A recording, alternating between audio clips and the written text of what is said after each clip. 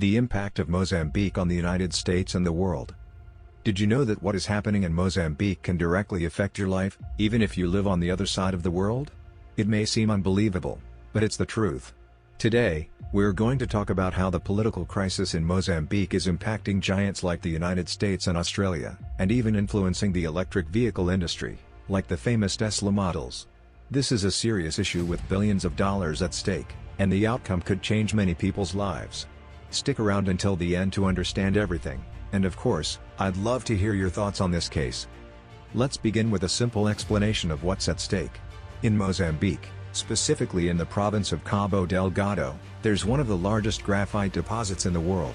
This mineral is extremely important because it is used in the production of batteries for electric cars, yes, those modern and expensive cars, like Tesla. Now, here's a very important detail. The company controlling the extraction of this graphite in Mozambique is an Australian firm called Syrah Resources. They took a massive $250 million loan from the United States to fund the extraction of graphite and supply the material to Americans. This is because the United States is in a race to transition to electric cars by 2030, which means the demand for graphite is only going to grow. But there's a big problem. The political instability in Mozambique is making it difficult to extract the graphite. Conflicts in the northern part of the country, particularly in Cabo Delgado, are making it impossible for the Australian company to continue operations. And do you know what this means?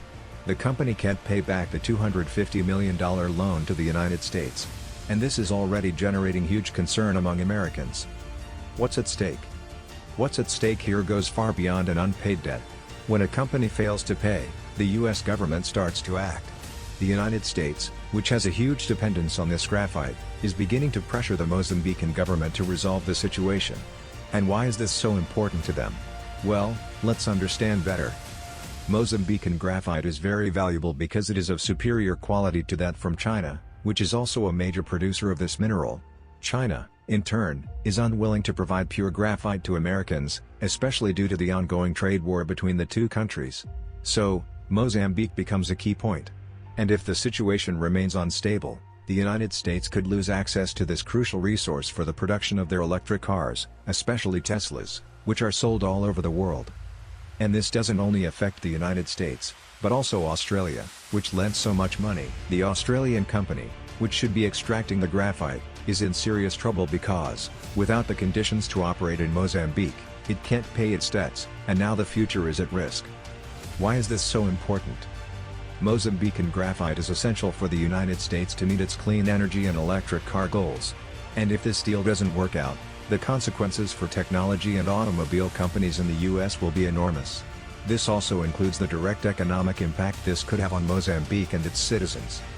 The response and global impact. So, who is trying to resolve this? Veronica Macamo, Mozambique's Minister of Foreign Affairs, is already in the United States trying to negotiate a solution to this crisis. Tensions are high, and the pressure is immense. The US government wants to see a quick response to ensure a continuous supply of graphite and, at the same time, ensure the debt is paid. Now, you might be wondering, how does all this impact my daily life? How can a crisis in Mozambique affect the whole world? The answer lies in globalization and how interconnected markets and economies are. The graphite from Mozambique isn't just any raw material, it's the foundation for producing the cars you see on the streets.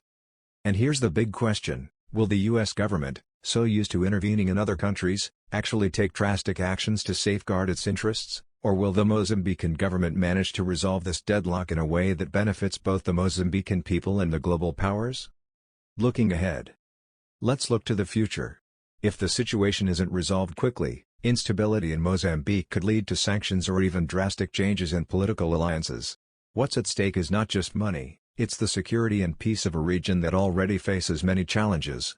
If the Australian company permanently shuts down its operations, the ones who will really pay the price are the Mozambican citizens, who see no direct benefits from these deals. So, what can we expect going forward? The pressure from the public inside Mozambique is already growing, and the situation is becoming more tense. But negotiations are also happening behind the scenes, as we saw with Minister Veronica Macamo's visit to the United States. The Mozambican government has a chance to resolve this positively, but it also needs to face the internal and external political realities at play.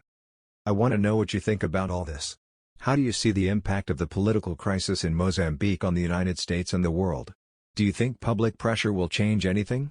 Leave your opinion in the comments, as this is a topic that deserves a lot of reflection.